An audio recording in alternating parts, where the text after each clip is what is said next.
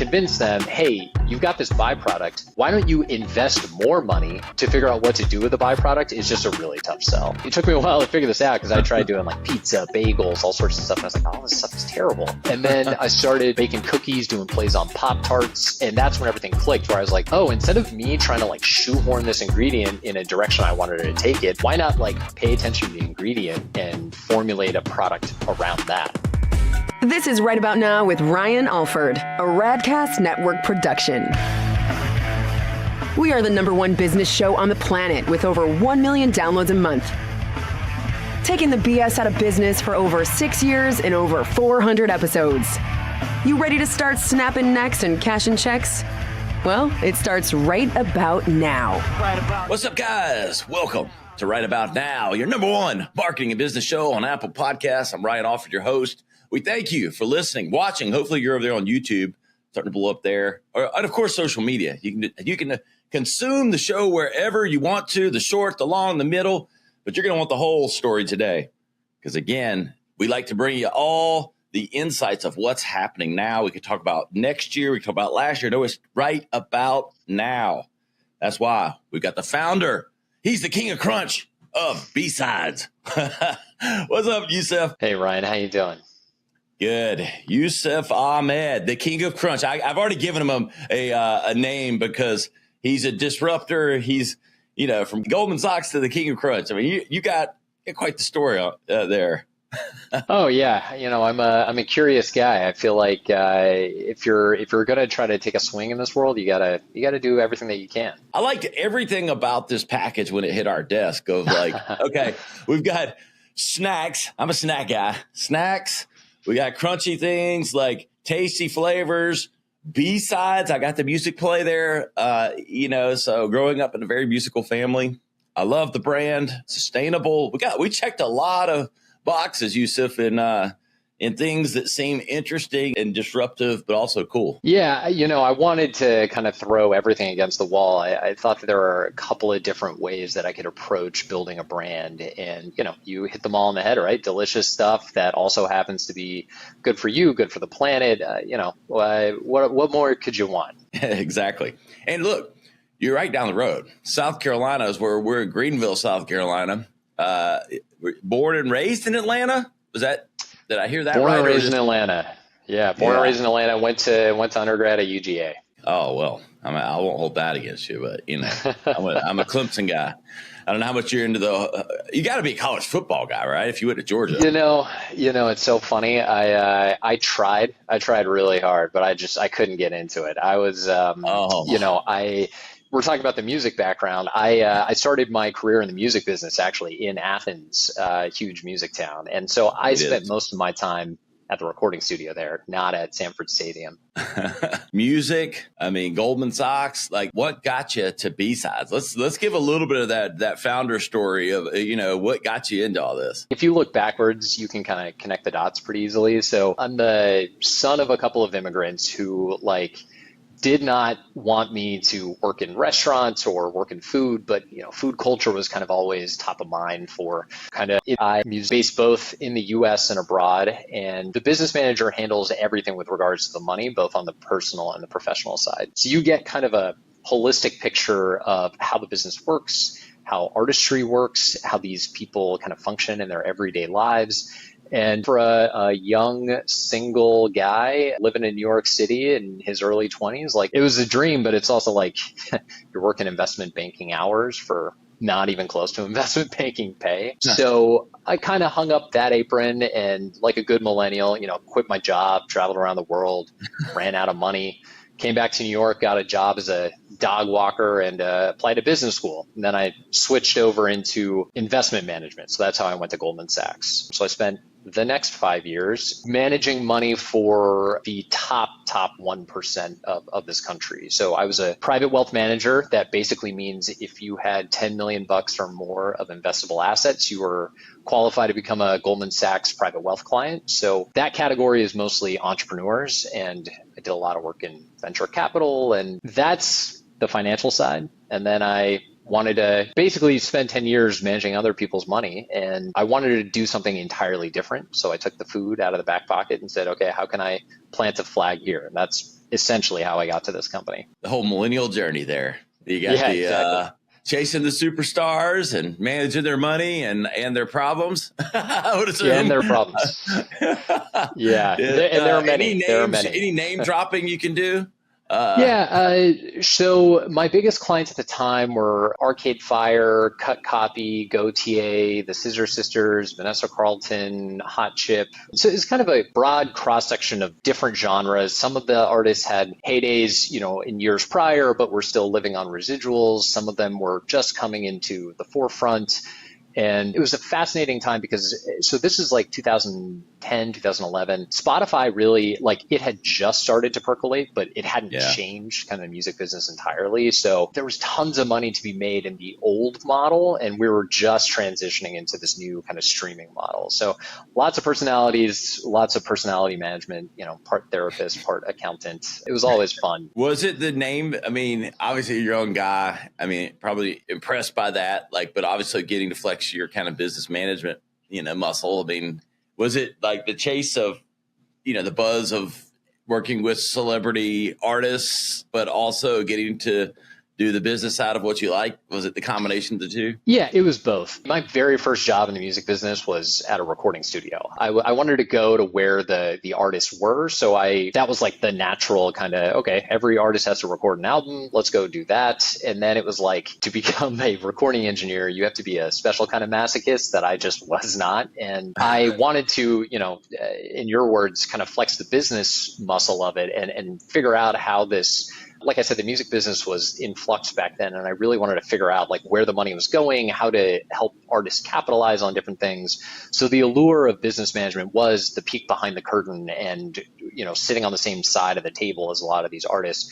Yeah, the names are they make the job, it gives it a sense of cachet. There are plenty of artists that you have probably never heard of that I also worked with who also need help, But it's the bigger the artist, kind of the bigger the personality, and that can start to become grating over time. Yeah, I'll use the word for you, ego.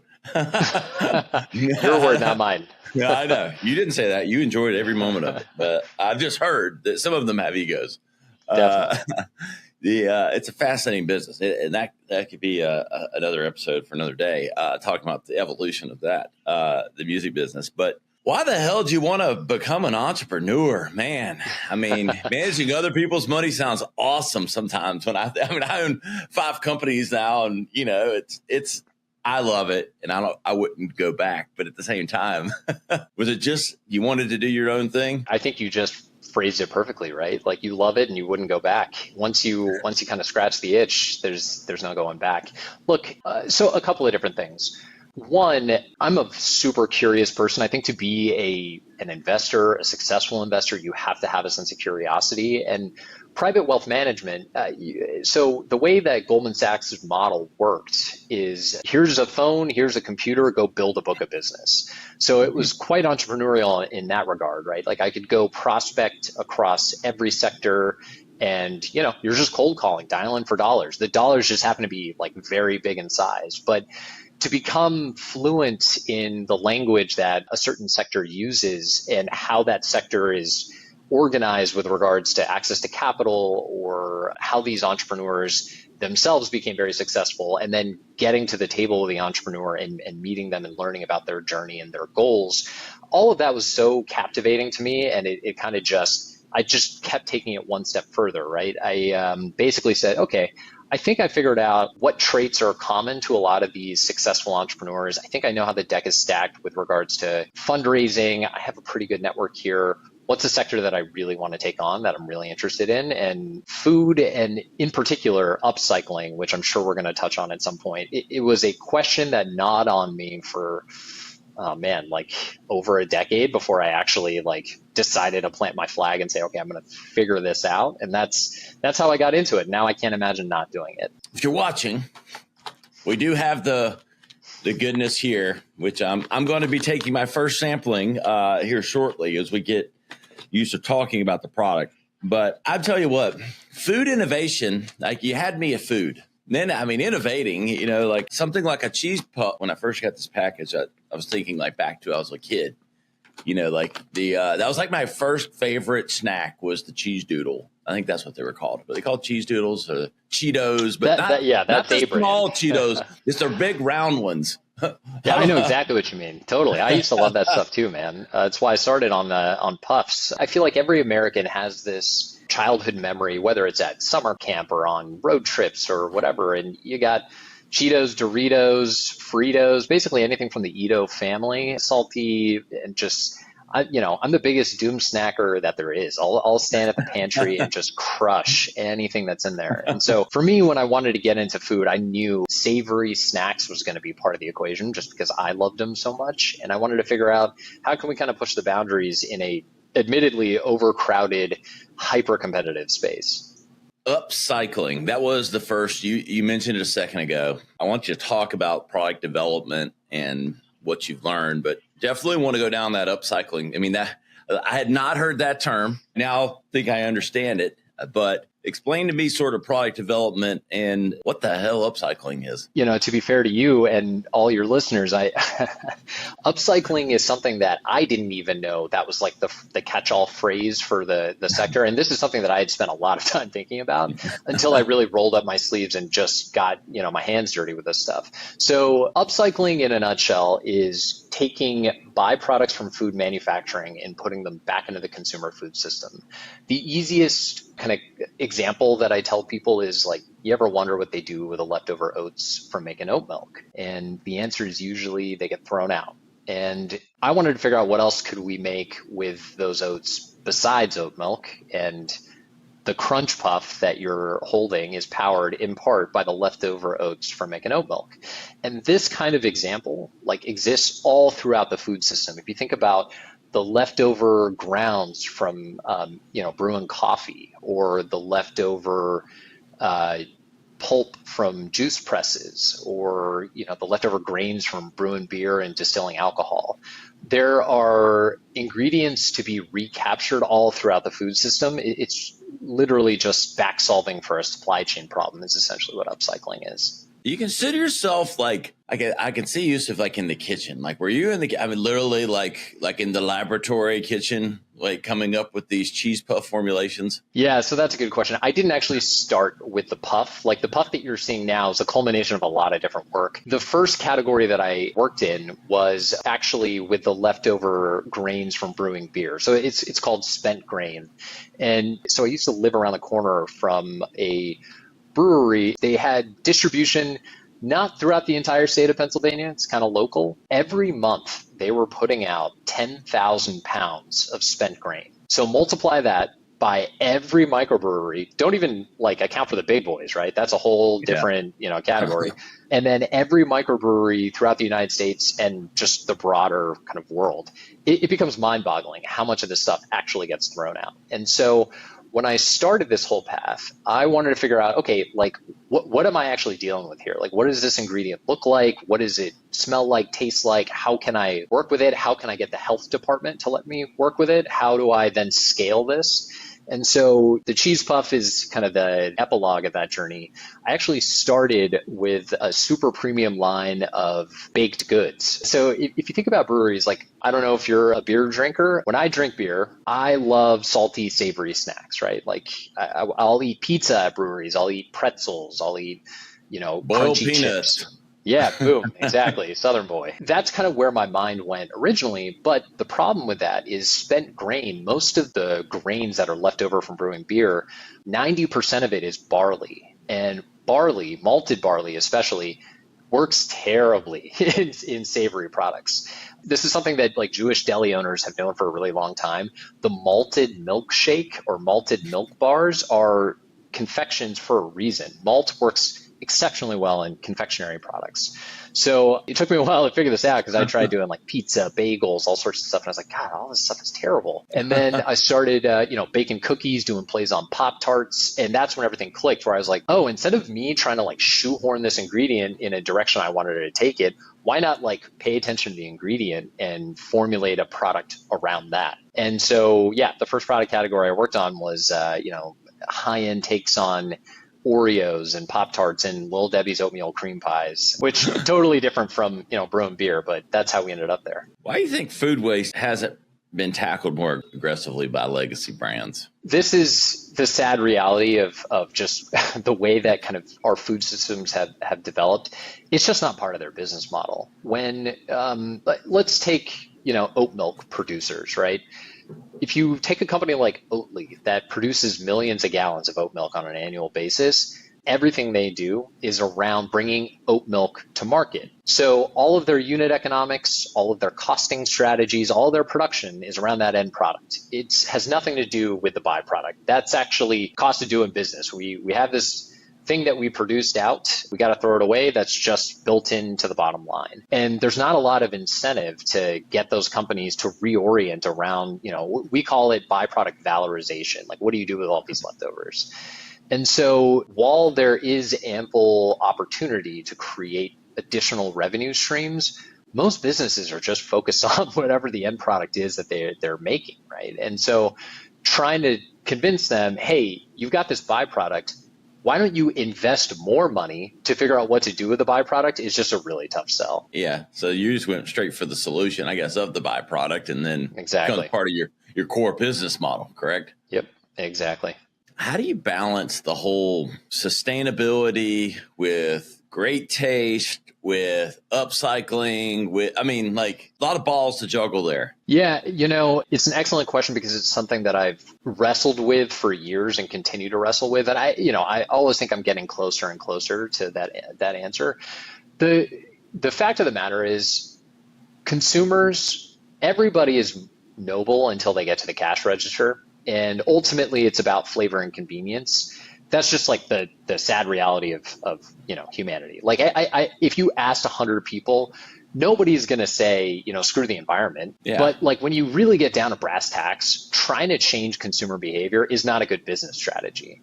So, to your point about like flavor and product, like I started with let's make a really good product and let's fold sustainability into that really good product.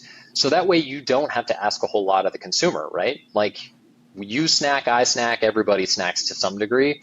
Here's just another really good snack. Why don't you eat that snack? And oh, by the way, all this other sustainable stuff went to power that snack. It's not really, it's kind of like if you think about sustainability, the whole goal is a set of outcomes, right? Like lowering carbon, emissions or reducing plastic waste or whatever. It's a set of outcomes.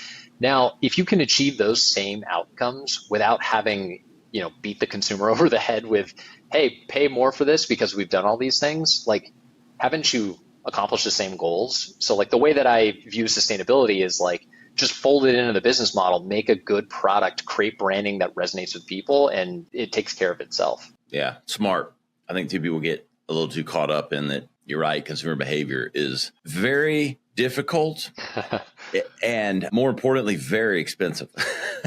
Very expensive. Very expensive. It's a lot of people have failed in that, either running out of money or running out of the ability to change consumer behavior. And, I'll ask this, not being too presumptive, but you kind of answered it with how you balanced, all of those three things with sustainability, with great product. But a lot of purpose-driven brands kind of fizzle out. And so how do you sort of scale differently and or knowing that? I mean, really, you could almost remove a lot of businesses or brands fail, period, right? Yeah. But it just seems like the purpose-driven ones seem to maybe sizzle a little fast or sizzle at first, then kind of, is that, what are you doing to sort of avoid that? It's a great question. It's because at the end of the day, the least sustainable company is one that's not profitable. So like you can be as mission driven as you want, but if you can't actually figure out a business model that scales based on just product or service, like what are you actually solving for? Like what are you doing? And so for me, I wanted to lead with flavor and craveability, and sustainability is just like baked into the process, right? It's not the headline. It's a, you know, a third of the minimalist small kind of type on the front of pack. It's not beating the consumer over the head. And the truth is, a lot of consumers, like they can sniff this stuff out. A lot of companies, they'll just rubber stamp kind of the green, like we are green, we are purpose driven. And like, what does that really mean to a consumer, right? And so like, to your point about having sustainable companies be a flash in the pan, just make a good product. Make a product that people want. And all the change you can, you know, if you figured out how to make that product and you've backed into how to scale it sustainably from an economic perspective, then you've solved for all of the quote unquote like green outcomes that you were looking for in the first place. 100%. I love that perspective too, because you can't save the world if you go out of business. Exactly. I mean, So you got to build a business impact. first. Who's our target for these? Because my mind was sitting here going, as I was eating, I was like, okay, well, I have 4 boys. I'm thinking like moms to put them in like kids' lunches, a healthier snack, or is it the fit people on the go that want a little, you know, want to indulge, but also be, you know, like, who's the target? Yeah, it's, so this is also an excellent question. Basically, so the upfront answer, like the moment that I think B-Sides is built for is kind of the 3 p.m. post-lunch slump. And you're sitting in an office, and how about it's 11:45? Hey, listen, man, to each their own, right? Like to each their own. I eat them all the time, so we can be time agnostic. But to your point about like who I'm really trying to target here, yes, there are plenty of moms who are looking for better for you snacks. There are plenty of kind of fitness people who are doing the same. There are plenty of people who are just trying to make kind of better eating decisions throughout their lives. Here's the thing, the CPG space, consumer packaged goods, and snacks particularly, they are so overcrowded with people saying, no, I'm a better for you option. No, I'm the better for you option. Or I have a cleaner ingredient label. No, my ingredient label is cleaner or shorter. So I think consumers today, they're exhausted by this, right? Like it's just like ping ponging back and forth. No, it should be grain free. No, we should do a blend of grains. People at the end of the day, they just want a snack that's good, they're going to be able to feel good about, and that just like scratches the itch of wanting to eat a Cheeto or a Dorito without actually doing that. And so, you know, for me, the target, the 3 p.m. office slump, a lot of people, they go to their office pantry and you basically have Skinny Pop, or you've got like a Cliff protein bar, or you have nuts, right? Like, and how many bags of nuts do you want to eat when really what people start to crave, like they want the bag of Cheetos, but they just feel like they can't have it. And the reason I'm going to the office space and kind of higher end corporate pantries and hotel mini bars and angles like that are the trying to go for the like Cheetos and Frito-Lay's core consumer. They've got like 80% household penetration, so they can compete on price, right? Like they can charge 40 cents a bag. I'll go out of business if I try to charge 40 cents a bag. So I got to go for people who have a little more flex in what they can pay for, and the people who just want a good snack without feeling like they've broken the nutritional bank. That's the target consumer. They're typically wealthier. They're typically, you know, they're not so overbent on reading every single ingredient on the ingredient label, even though we've checked all those boxes. They just want a good snack. Ironically, it could be in the back room of those recording studios. Or, exactly. You know. Exactly. We're looking for sponsors. So, you know, right about now is on the target list. And hey, I'll tell you what, I own co-work space. That's where it's called Social House. We're a co-work lounge. And that was the first thing I thought actually was, there you go. These need to be in Social House, you know, like as our, people are working, but also it's the bar hangout crowd, because we have a bar. It's kind of a sports bar meets a co-work space. And hey, perfect. That's a great ethos. Yeah. Yes, I know. You kind of nailed this. It's like the rise of like functional snacks. I mean, does protein still pack a punch, or consumers evolving past macros? Yeah, you know, so protein is such an interesting thing because I think it depends on who you talk to. For example, I talked to a bunch of friends who they're gym rats. They are like jacked They love going to the gym. And I asked them, in like a snack, what is the minimum amount of protein that snack has to have for you to like buy it? And they'll say like, it has to have like 30 grams of protein. I'm like, dude, that's like a rotisserie chicken. Like, that is not a snack. And so, I've got 5 grams of protein per serving, right? That bag that you're eating right there has 10 grams of protein. That's 20% of the protein. That'd be 10 in a hurry. Boom. Yeah, exactly, yeah. Right? And so it's kind of like, I'm not going for the gym bros. They want the David protein bars. Having said that, like what you'll start to see as you eat more and more of these is like they become quite fulfilling. Like you don't feel hungry in 5 minutes, 7 minutes, 10 minutes after the fact and just think like, Jesus, did I just like, crush a whole bag of chips for nothing? Like it gave me nothing. Yeah. You actually feel like pretty satisfied. So, not going after the gym bros, there's a whole market of people like myself. Like I am not as I'm sure you can tell, like I am not a gym bro, but I do want a fulfilling snack. I want to end kind of the doom snacking cycle. That's kind of the whole idea behind product development. How are we scaling this? Did we start D2C? What's been that path to distribution and scaling? I took all of the above omni-channel approach. So like right now, you can find these products on Amazon.com, Walmart.com. You can get them direct to consumer e-commerce via my website. I also did a limited kind of retail footprint distribution strategy here in New York City. So I'm in 25 different retail shops. It's a mix of kind of higher end, independent, family run grocery chains, some higher end bodegas, some of the higher end delis, but geographically distributed across different neighborhoods, different cross sections of people. It's all market testing. I wanted to figure out who's buying it. Are they repeat buying it? Where's velocity the highest? And I'm running kind of a paid ad strategy targeting the different aspects of the snack, right? Do people buy it because of sustainability? Do people buy it because of nostalgia? Do people buy it because of protein? And the punchline is all three.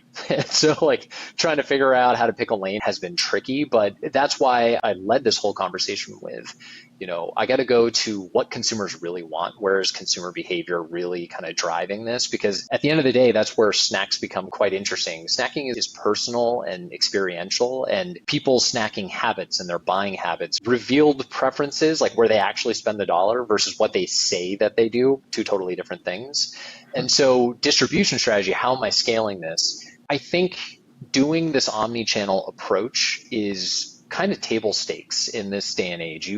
There aren't really brands that are successful just doing retail or just doing e-commerce. You have to have a little bit of both. So I am a little bit hesitant to really go aggressively at the national retailers. So that's like the Targets, the Walmarts, not Walmart.com, Walmart kind of retail, Whole Foods, et cetera, Costco. And the reason for that is to make those business models work, you have to get everything right. The branding has to be right. The packaging has to be right. The brand positioning has to be right. And you have to take an all of the above kind of advertising approach. And if you get any one of those things wrong, you can't get to escape velocity before getting crushed under the reality of just scaling for retail. So I'm taking a more tepid kind of surgical approach, doing all of the above with a focus on e-commerce.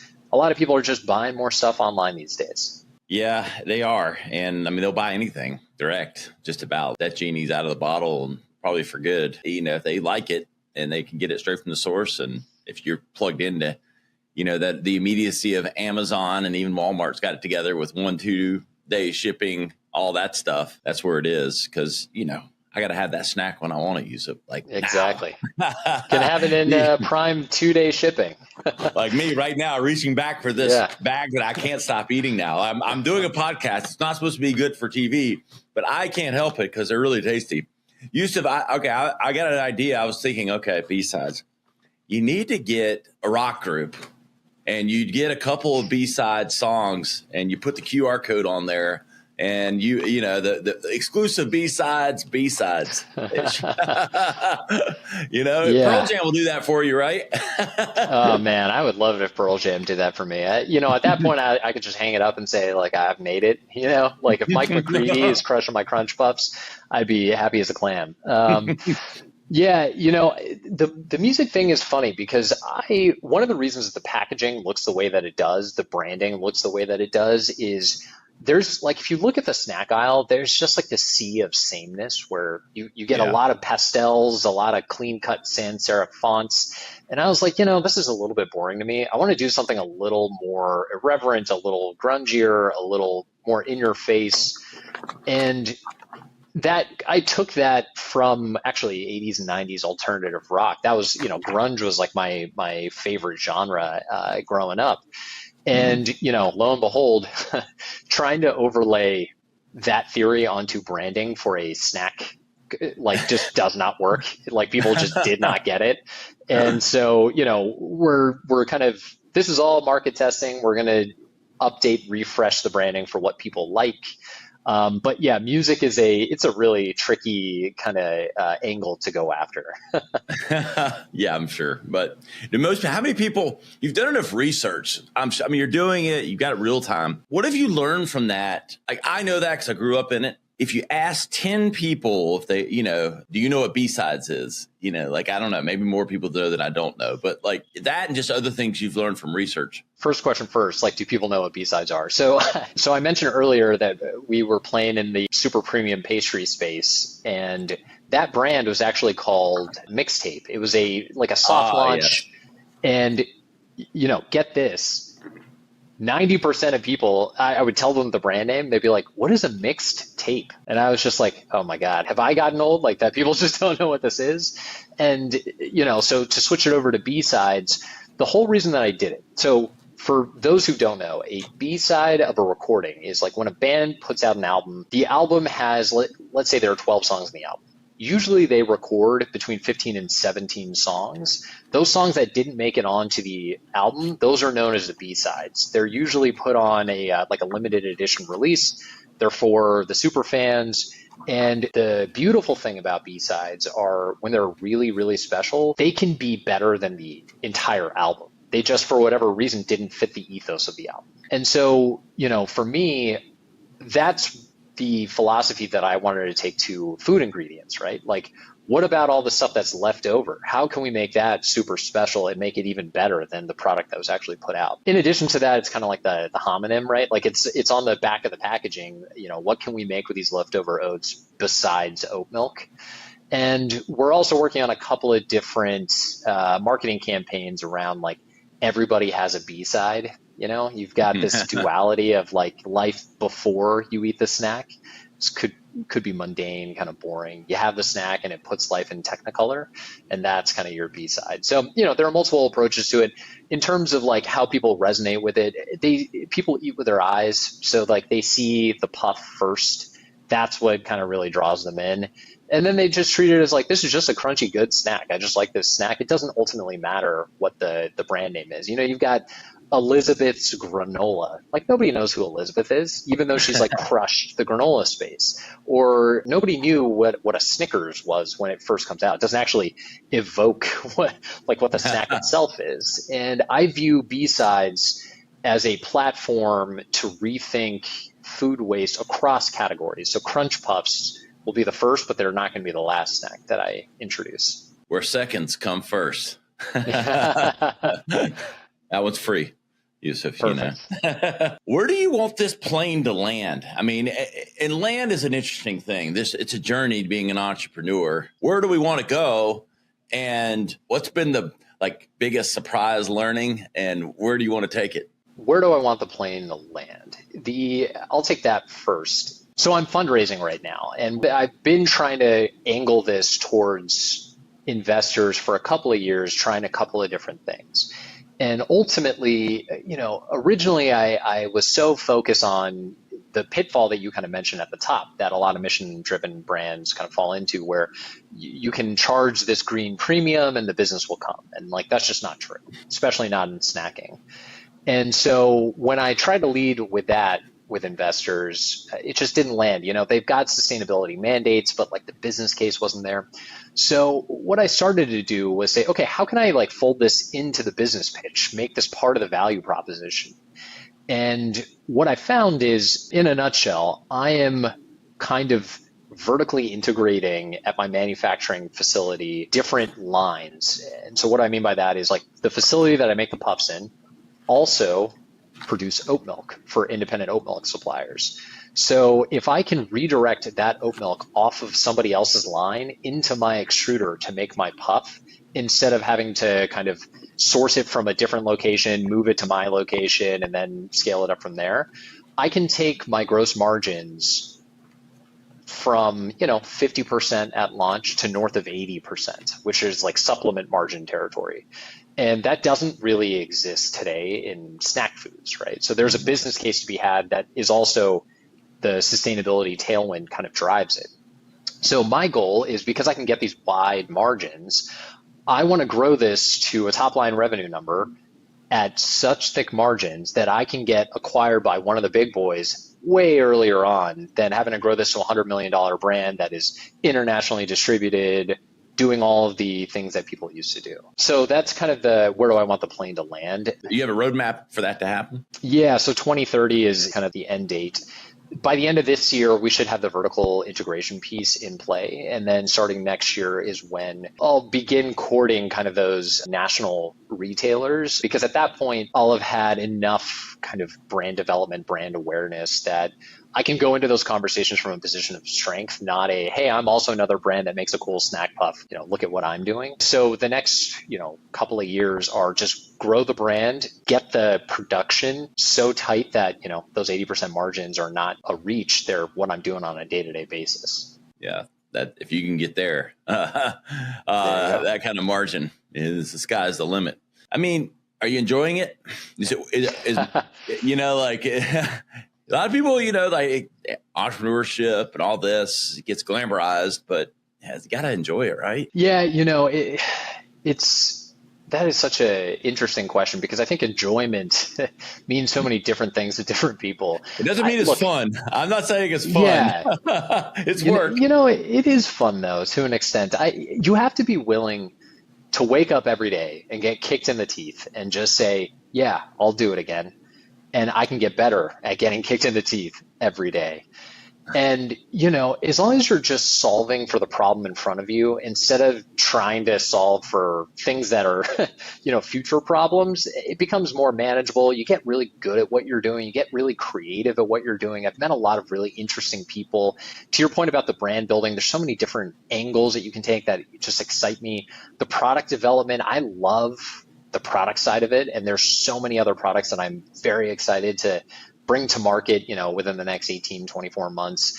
I'm loving it, man. But at the same time, I wish I was 5 years ahead of where I am today. And I wish that 5 years ago. It's always a grind, but if you're built for it, just go ahead and do it. Jump on the deep end. There's no, you only get one shot at this. Just go for it. Very true. You gotta put one foot in the other, and you do need to enjoy the journey. And because you'll look back one day, you're either you're learning something one way or another every day. And I've rushed through things and then it doesn't get where I want to go. And then, we're always in a hurry, especially as entrepreneurs, to the next thing. And hey, man, I really like the brand. They're delicious. I've been able to put them down since I started snacking. It's been 30 minutes of eating one of my favorite snacks here. So, Yousef, where can everybody learn more about what you're doing, the brand, buying these things? We mentioned it a little earlier, but let's hit on those again. Yeah, so we're on Instagram at Enjoy B-Sides. We're online at enjoybsides.com. Like I said, you can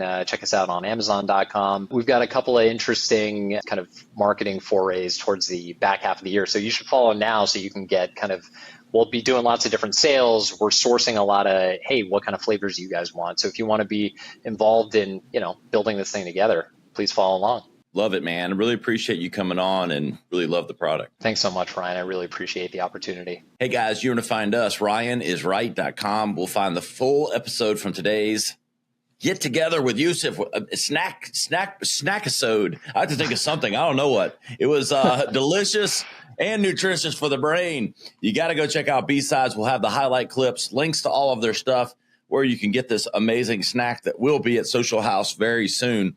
And of course, you can find me at Ryan Alford on TikTok, Instagram, all those. That blue check before you can buy it, baby. We'll see you next time. Right about now. This has been Right About Now with Ryan Alford, a Radcast Network production. Visit ryanisright.com for full audio and video versions of the show or to inquire about sponsorship opportunities. Thanks for listening.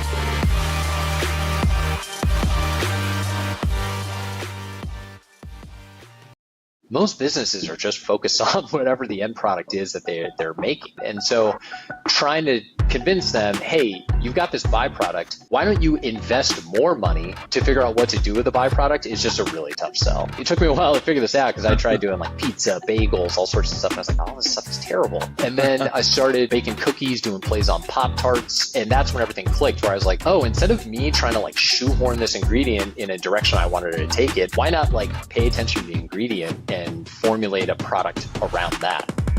This is Right About Now with Ryan Alford, a Radcast Network production. We are the #1 business show on the planet with over 1 million downloads a month. Taking the BS out of business for over 6 years and over 400 episodes. You ready to start snapping necks and cashing checks? Well, it starts right about now. What's up, guys? Welcome to Right About Now, your #1 marketing and business show on Apple Podcasts. I'm Ryan Alford, your host. We thank you for listening, watching. Hopefully you're over there on YouTube, starting to blow up there. And of course, social media. You can consume the show wherever you want to, the short, the long, the middle, but you're going to want the whole story today. Because again, we like to bring you all the insights of what's happening now.